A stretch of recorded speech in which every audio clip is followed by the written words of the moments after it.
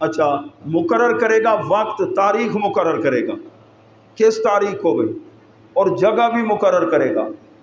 یہ کیوں ہے ساری شرطیں؟ تاکہ خریدنے والے اور بیچنے والے میں آپس میں جھگڑا پیدا نہ ہو۔ اسلام دین ہمیں یہ دیتا ہے جھگڑے سے اپنے آپ کو بچاؤ، جھگڑے کی وجہ سے نقصان ہوتا ہے، جھگڑنا نہیں، لڑنا نہیں، آپس میں ہر ایک کا فائدہ، بیچنے والے کا بھی فائدہ ہو اور خریدنے والا کا بھی فائدہ ہو۔ تو بیع سلم کے اندر کہ مثلا آپ چاہتے ہیں کہ مجھے بہاولپور 100 من گندم وہ دے، وہ کہنی جی ملتان سے اٹھا لو، تو پھر اختلاف ہو جائے گا کرائے کا، اس کے بارے میں۔ تو اس کو کہتے ہیں بیع سلم، کہ قیمت پہلے ادا کر دی جائے اور جو چیز آپ لینا چاہتے ہیں مبی، ابھی وہ مارکیٹ میں آئی بھی نہیں، وہ بعد میں آپ کو ملے گی، اس کو بیع سلم کہتے ہیں۔ بیع مرابحہ بھی سمجھا آپ نے، بیع تولیہ بھی، اور بیع سلم بھی، اور بیع فاسد بھی ہوتی ہے، بیع باطل بھی ہوتی ہے۔ بیع فاسد کس کو کہتے ہیں؟ کہ بیچنے والے نے وہ چیز بیچ دی، خریدنے والے نے، آج یہ موضوع ہے جی، یہ موضوع بھی سن لیں، تو خریدنے والے نے خرید لی، اب اس نے قبضہ کر لیا تو اس کی ملکیت میں وہ چیز آ گئی ہے، لیکن اس کے لیے ضروری ہے یہ چیز واپس کر دے،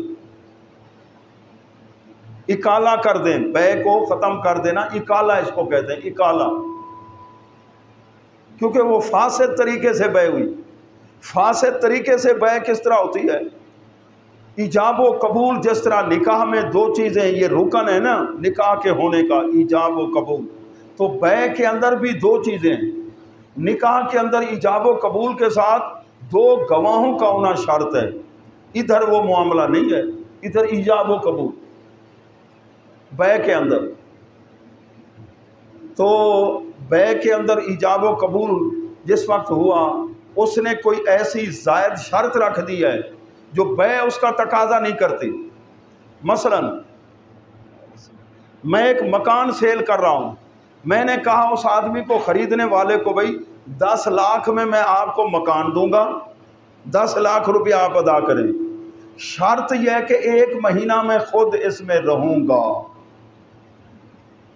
یہ جو میں نے شرط لگائی ہے نا، 1 مہینہ خود رہوں گا، بیع کا اس میں تقاضا نہیں، اس کی وجہ سے بیع فاسد ہو جائے، بیع فاسد ہو جائے۔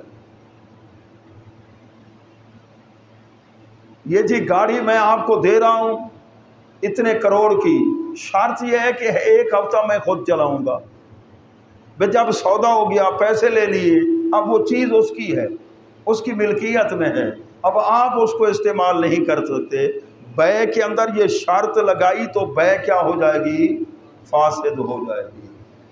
تو بیع فاسد کا حکم کیا ہے؟ کہ وہ بیع توڑ دینی چاہیے، ورنہ گناہ ہوگا۔ اگر خریدنے والا اس پہ قبضہ کر لیتا ہے تو وہ اس کی ملکیت میں آ جائے گی۔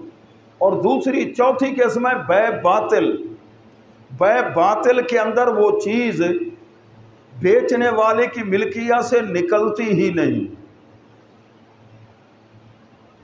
ایک صورت یہ ہوتی ہے، یا ایسی چیز کو بیچ رہا ہے جو خود اس کی ملکیت میں نہیں ہے۔ مثلا کسی نے آدمی کو پکڑا اور جا کر بیچ دیا، ہم کون ہیں؟ حر، آزاد ہے نا، عورت ہی حرہ، کہ اس کی غلام ہوں، باندیاں، ان کی خرید و فروخت ہوتی تھی۔ وہ ہمارے ہاں وہ نہیں ہے، جس وقت کافروں کے ساتھ مسلمان جہاد کرتے، ان کی عورتیں مرد مسلمان گرفتار کر لیتے، پھر یہ مجاہدین میں تقسیم ہوتی، ان کی خرید و فروخت کا سلسلہ۔ اب کون ہے؟ ہم ہیں حر، آزاد ہیں، مرد ہوں، حر یا حرہ، یہ کسی کی ملکیت میں نہیں۔ کوئی کسی کو پکڑ کر بیچ دے، یہ بیع کیا ہوگی؟ باطل۔ بے ہوا کے اندر پرندے اڑ رہے ہیں، میں نے کہا جی وہ دیکھ طوطا جو اڑ رہا ہے نا، 500 کا میں نے تجھے دیا، ہوا میں اڑ رہا، یہ بیع باطل ہو۔ اچھا ایسے ہی ہے،